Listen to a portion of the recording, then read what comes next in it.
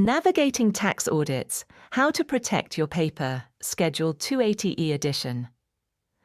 The word audit might send chills down your spine, but let me tell you this.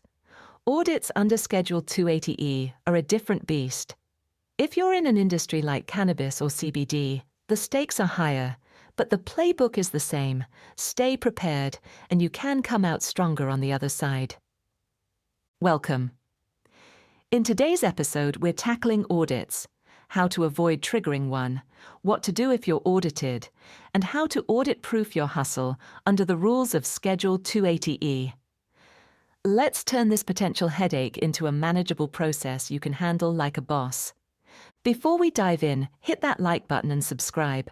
Your support helps us empower more hustlers navigating the tax maze. Part 1. Why audits happen. The first step to audit-proofing your hustle is understanding why audits happen, especially under the microscope of Schedule 280E. While audits aren't as common as people think, certain behaviors or red flags can draw the IRS's attention. Here's how to avoid them. Common audit triggers. Most audits aren't random. The IRS uses algorithms to flag returns that seem unusual or inconsistent. Here are some red flags to watch for, especially if you're working under Schedule 280E. Underreporting income. If your reported income doesn't match 1099 forms, cash payments, or other sources, that's a big red flag. For cannabis businesses, even misreporting cash earnings can trigger an audit.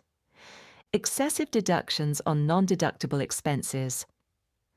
Claiming deductions for rent, utilities, or marketing expenses Schedule 280E doesn't allow can instantly put you under the IRS's microscope. COGS misclassification.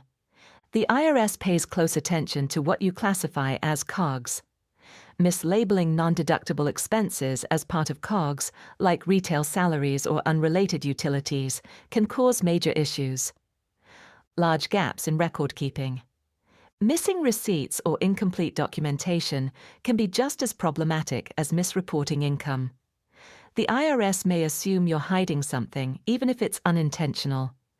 The goal here isn't to avoid legitimate deductions, it's to make sure they're accurate and defensible, especially in industries under Schedule 280E's scrutiny.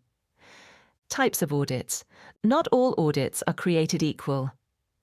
Here's a quick rundown of the types of audits you might face under Schedule 280E and what they mean for your business. Mail audit.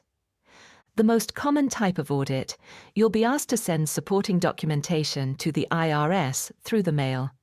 If your records are solid, this can be resolved quickly.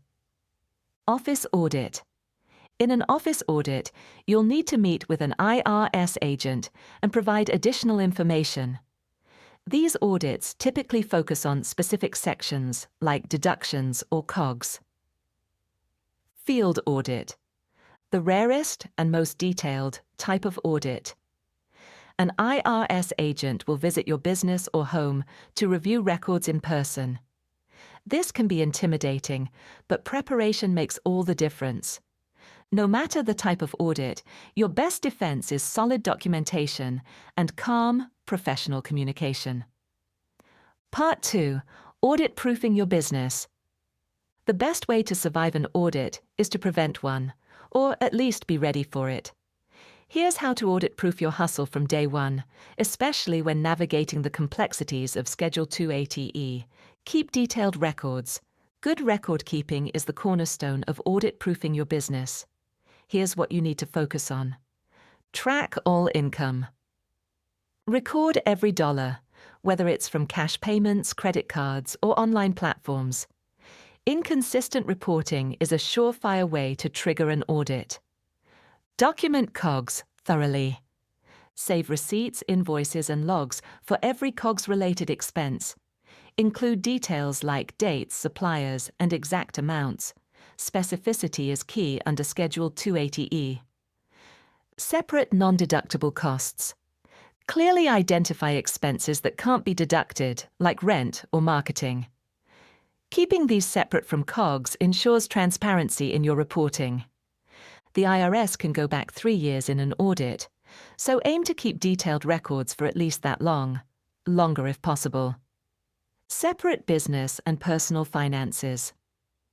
Mixing personal and business finances is a recipe for confusion and an audit trigger. Here's how to keep everything clear and compliant. Open a dedicated business bank account. This makes it easy to track income and expenses while showing the IRS you're running a legitimate operation. Use separate credit cards. One card for business, one for personal use. It simplifies tracking and prevents accidental overlap. Clear boundaries between personal and business finances not only protect your hustle from audits, but also keep you organized as you grow. Want exclusive tips and resources to stay compliant and scale your hustle? Sign up for our free newsletter in the description below. Part 3. What to do if you're audited. If you do get audited, don't panic. With the right approach, you can handle it confidently and protect your hustle. Let's break it down step by step. Respond promptly and professionally. The first thing to do is stay calm and read the audit notice thoroughly. It will explain what the IRS needs and how to respond. Understand the scope. Not all audits involve your entire return. Sometimes it's just one section, like your COGS classifications or reported income. Provide exactly what's requested. Don't overload the IRS with extra documents. Stick to what they've asked for. Nothing more, nothing less. Communicate clearly. If something is unclear, call the IRS for clarification. Polite, professional communication can make the process smoother. Get professional help. For complicated audits, especially under Schedule 280E, it's worth hiring a professional. They'll know the ins and outs of the process and can help you navigate it smoothly. Pro tip: choose someone with experience in Schedule 280E cases. Tax attorneys, CPAs, and enrolled agents familiar with cannabis businesses are your best bet. With the right support, you can handle even the toughest audits like a pro. In closing, audits might sound scary, but they don't have to be. By keeping detailed records, separating your finances, and staying calm under pressure, you're setting yourself up for success, whether you're audited or not. Drop a comment below with your biggest tax struggle as a hustler. Let's get the conversation going. Thank you for watching Taxes and Compliance for Hustlers. If this episode gave you clarity and confidence, hit like, subscribe, and share it with someone who needs these tips. Let's keep building, learning, and thriving together.